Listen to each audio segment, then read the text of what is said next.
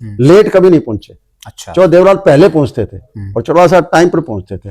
चौ देवलाल टाइम ये कहा चौधरी साहब पहले आ गए, बोले कोई बात नहीं, लोग आते रहेंगे, मैं बैठा हूं। तो शाम से चले और पहुंच गए खरखड़ी झांवरी। वहां जाके लोग इकट्ठे हो गए कि चौ साहब आप आ गए, हमें पहले बताते। नहीं कोई बात नहीं, आगे हो तो कोई दूध पानी या जो भी आपके पास है, मैं अचानक आ गया हूँ, वो ले आओ, कोई नहीं घर को। चलो जो भी था ले आए और पीने के बाद फिर कहने लगे, इसलिए मुझे कहने लगे, बोले संपत देखा इनका पैसा लगा कोई? ना जी। स्कूल मिल गया? मिल गया। अगर मैं पहले बता के आता तो इनका खर्चा लगता जबरदस्त। क्या बात। और मांग रखते थे 30-40 से, जो मैं पूरी नहीं कर सकता था। अब मांग वही रखी है जो सबसे मुख्य मांग इनको नजर आई, और उसके बाद राम राम कर ली। अब सेवा की। मेरे लस्सी पानी लेके जाया करता था जब मैं कुरुक्षेत्र जेल में था। अच्छा। इसको कोई देखो भी नौकरी की, तो उन दिनों ये सोचा बिजली बोर्ड में लगा दे कहीं, लेकिन उस टाइम बैन लगा रखा था। फिर 2 बार आया वो, तो निकला ना दफ्तर से, इतने में कहने संपत्ति इसको नौकरी देने वाला बना दे, मुझे बना दो। बुलाया वापिस और बुला के एसएससी बोर्ड का चेयरमैन बना दिया, सॉरी मेंबर बना दिया। बताओ। मतलब आप हरियाणा के इकलौते ऐसे नेता होंगे, शायद अभी जो मैं नेताओं का जिक्र एक आध कोई हो सकता है, जिन्होंने चौधरी देवीलाल सरकार में भी काम किया, बड़े पदों पर रहे आप, बड़े अहम मंत्रालय संभाले। उसके बाद जो उनके पुत्र थे ओम प्रकाश चौटाला, उनके साथ भी आपने काम किया। दोनों में एज ए मुख्यमंत्री आपको क्या डिफरेंस लगा? देखिए चौधरी देवीलाल जी ग्राउंड से जुड़े हुए थे जी, जमीन से जुड़े हुए थे जी। और मैं ये कह सकता हूँ एक राजनीतिक बहुत बड़े शिक्षक थे, प्रेरणादायक थे। अपनी जो भी उनकी नीति होती थी, जो भी राजनीति में एंटर करता था, उसको बहुत समझाया करते थे। मैं जब उनके साथ था तो मुझे उन्होंने कहा संपत सिंह तुम राजनीति में आ गए हो, और राजनीति में आ गए हो तो अब मैं कह रहा हूँ आपको कि आप ऐसे करना है, चुनाव लड़ोगे तो हर आदमी को पैसे की जरूरत होती है, तो आपके वर्कर आपकी मदद करेंगे, माला डालेंगे, अपनापन दिखाएंगे, माला लो, और चुनाव लड़ने के बाद जीत तो हारो, सत्ता में रहो, विपक्ष में आओ, लेकिन उसके बाद अगर कोई माला लोगे तो वो रिश्वत होगी करके।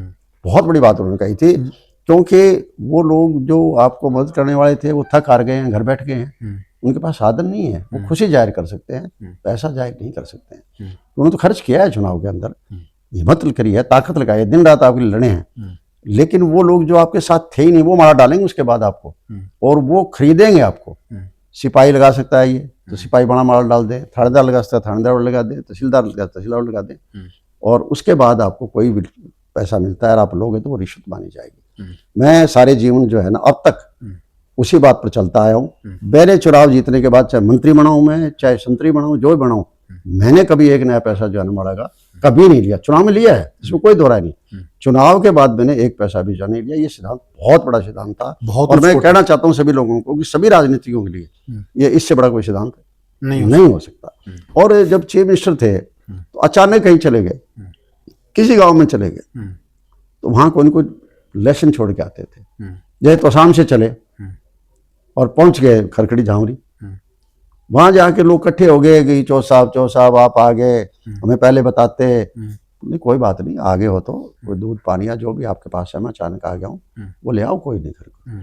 चलो जो भी था ले आए और पीने के बाद फिर कहने लगे, हाँ बताओ भाई चौधरी कोई काम है मेरे लायक? कोई कार्यक्रम नहीं था उस गांव का? ना कोई कार्यक्रम नहीं, सीधे तो शाम से रेस्ट हाउस से पैदल चल के गए थे। अच्छा, पैदल चलकर? बिल्कुल पैदल चले गए, मैं साथ ही था उनके। क्या बात है। तो क्या से मतलब उनको सीखने का उनके पास बहुत मौका मिला, और बाद में चलने लगे तो उन्होंने ये कहा जी हमारे गाँव में स्कूल बढ़ा देना। अच्छा। खरखड़ी झावरी जहाँ हमारे ख्यालिया जी जो है कमिश्नर रिटायर है, ईमानदार आदमी, बढ़िया आदमी है, उनका गांव है, तो लोगों ने कहा कि हाई स्कूल बढ़ा देना जी, हो जाएगा, और चल पड़े वापिस। फिर रास्ते में मुझे कहने लगे, बोले संपत देखा इनका पैसा लगा कोई? ना जी।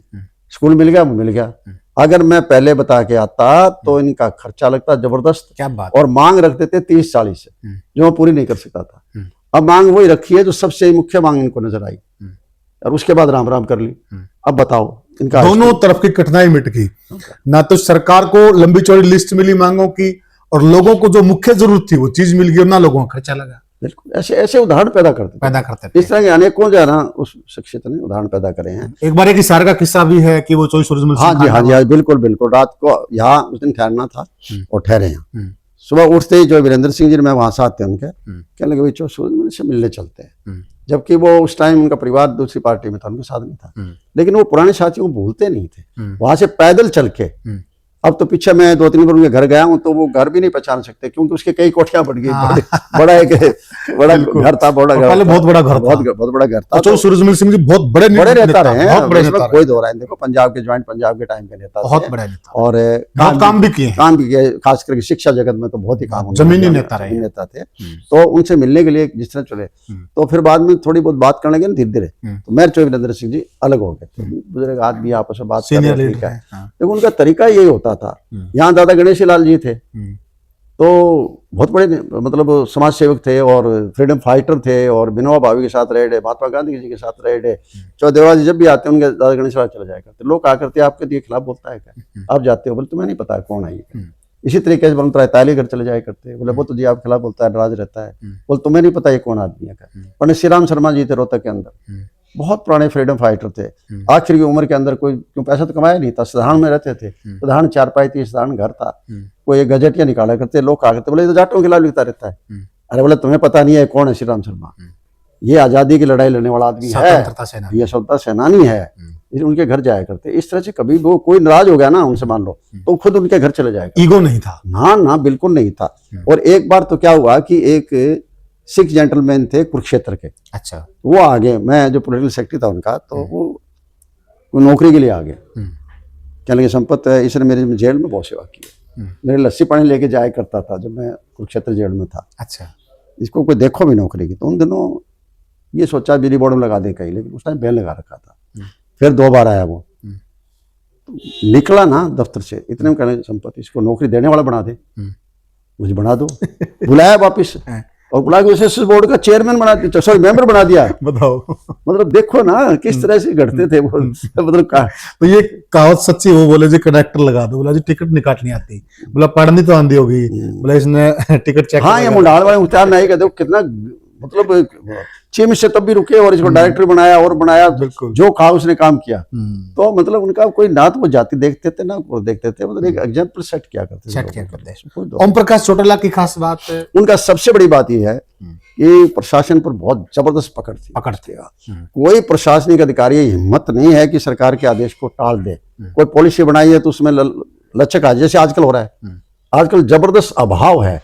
जो कुछ कर रहा है वो ब्यूरोक्रेट कर रहे हैं, पॉलिटिकल आदमी कुछ नहीं कर रहे हैं। मतलब चुने हुए प्रदेश के मुख्यमंत्री को पब्लिक में ये कहना पड़ेगा कि मैं डम्मी नहीं। मैं डम्मी नहीं, इससे बड़ी बात और क्या होगा। वो डम्मी नहीं और कहते मैं डम्मी हूँ, मतलब इस तरह की बातें कह देना। बोले बदली तो मैं भी नहीं कर सकता क्या? हाँ। भाई आप ये बता दो कि जी पॉलिसी में होगा, लेकिन यूं क्यों कहते हो मैं नहीं कर सकता। तो चौटाला साहब नहीं, बिल्कुल नहीं, उनका इसमें तो कोई बात नहीं है। जो चीज समझ में आ गई कि ये ठीक अफसर काम कर रहा है, तो यहाँ तक अच्छा। ये मैं बता रहा हूँ कि दोनों के किस्से के। एक बार एस.के. मिश्रा जी चौधरी देवलाल जी से मिलने आ गए सोना टूरिज्म में। अच्छा। सोना टूरिज्म चौधरी साहब बहुत जाते थे, क्योंकि उनको एक्जिमा था और वहाँ सोना का जो पानी था, गर्म पानी था, तो उससे उनको आराम मिलता था। तो वहाँ एस.के. मिश्रा जी मिलने आ गए, जो बंसीलाल के टाइम प्रिंसिपल सेक्रेटरी होते थे इमरजेंसी के टाइम में। अच्छा। बहुत दिनों बाद मिलने आए, बोले चौधरी साहब मैं आपको हो तो ज्वाइन कर लूँ, छुट्टी ले रखी थी उन्होंने। बोले करो मिश्रा जी ज्वाइन करो। तो बोले महकमा बताओ आपको कौन सा दो, जैसा आपको दो। चलो वो चले गए। उसके बाद मुझे कहने लगे संपत ये आदमी लायक तो बहुत है, इसका फायदा उठाना चाहिए। उसको प्रिंसिपल सेक्रेटरी बना दिया। बताओ, जो बंसीलाल के प्रिंसिपल सेक्रेटरी थे। कहने लगा ये काम तो वही करेगा जो चीफ मिनिस्टर कहेगा, ऑर्डर तो उसी के मानने हैं ना। उस टाइम राज देसाई प्राइम मिनिस्टर थे, उनकी चिट्ठी आई कि आपने ये क्या कर दिया करके, उसके बाद उसको रखा। तो देखो ना उस आदमी सोच, अच्छे आदमी के लिए टकरा जाते थे हाईकमान से भी। इसी तरीके से जब चौटाला साहब को टाइम बताऊं, एक बार बिजली महकमे में जब कुछ कमियां आने लगी, तो चौटाला साहब मुझे कहने लगे संपत देखो कौन अफसर इसमें काबिल हो सकता है। तो मैंने कहा ऐसा है जी, आपको दिक्कत आ सकती है, अफसर तो काबिल है, मैं बता दूंगा। क्या दिक्कत आ सकती है? मुझे थोड़ा सा उनका पहले झुकाव उनके टाइम में जो बंसीलाल जी की तरफ रहा है। तो कोई बात नहीं, क्या बात होगी, घर में आदमी तो काम का है, काम का। तो मैंने बता दिया। तो मीनाक्षी आनंद चौधरी थी। अच्छा। तो मीनाक्षी आनंद चौधरी 3 महीने थी, तीनों IAS में आ गई थी। प्रोफेसर आनंद होया करते थे चंडीगढ़ यूनिवर्सिटी के। तो मैंने कहा जी वो है, बोले ठीक है कोई दिक्कत नहीं, बढ़िया है, अच्छी है, काम करने वाले अफसर है क्या? तो कहने लगा उनको बुलाओ। तो आई, उन्होंने कहा चौधरी साहब ठीक है, मैं जो आप आदेश दो मैं काम करूँगी, लेकिन मेरे साथ जो MD लगाओगे ना नीचे, तो मैं साथ चेयरपर्सन इसकी बनूंगी, साथ में MD मैं आपसे डिस्कस करके मैं आपको कन्विंस कराऊंगी कि ये लगाओ, रात को 3 घंटे तक बातचीत होती रही। आखिर में उन दिनों तरुण बजाज होते थे और एक थे समीर माथुर, उन दोनों पर फैसला हुआ, कहने लगे ठीक है, और कहने लगा फ्री हैंड आपको, आप काम करो। बहुत काम किया उन्होंने, और लोग कोई दखल नहीं देने देते थे कि ठीक है इनको काम करने दो, इस महकमे को उठाना है, और उठाया। वो कितनी सोचती, मतलब ये नहीं दिमाग के अंदर कर कोई पूर्वाग्रह से काम करने वाला होकर। और बाद में क्योंकि तीनों बहनें कामयाब हुई थी, उससे छोटी जो थी ना उर्वशी गुलाटी जी थी, वो चीफ सेक्रेटरी रिटायर हुई। इसी तरह चीफ सेक्रेटरी केसरी आनंद अरोड़ा थी सबसे छोटी, तीनों बहनें चीफ सेक्रेटरी बनी थी। बहुत बड़ी बात है। तो एक उनके घर के अंदर एक अंपायर था एक किस्म का, तो काम की कदर करते थे, इसमें कोई दो राय नहीं है। सबसे ज्यादा काम की कदर करते थे, चाहे कोई राजी रहे नाराज रहे, चाहे इस बात से बहुत लोग नाराज भी हो जाते थे। डिसिप्लिन बहुत था, कहते कि वो रात को तारीख बदल कर सोते थे, इसमें कोई दो राय नहीं है। और सवेरे जल्दी उठ जाते थे, लेट कभी नहीं पहुंचे। अच्छा। चौधरी देवलाल पहले पहुंचते थे और चौधरी साहब टाइम पर पहुंचते थे। चौधरी देवलाल टाइम ये कहा चौधरी साहब पहले आ गए, बोले कोई बात नहीं, लोग आते रहेंगे, मैं बैठा हूँ, लोग आते रहेंगे, मिलते रहेंगे। और चौधरी साहब टाइम पर पहुंचते, कहने लगा जी लोग अभी भीड़ नहीं हुई, इकट्ठी नहीं हुई, तो कोई बात नहीं, मैं तो टाइम पर जाऊंगा, तुम्हारी भीड़ इकट्ठी और ना हो जाए। तो जो आजकल के नेता सभा के फोटो मंगवाते हैं व्हाट्सएप पे, वो तब चलते हैं घर से, भीड़ हो गई। एक ऑर्गेनाइजेशन की उस व्यक्ति में इतनी कैपेसिटी थी जबरदस्त, जब कोई रैली करनी और करनी हो, जो उनका जमा लगा दिया ना, चाहे कैसे करें, कितनी मेहनत करें, कि दिन रात करके।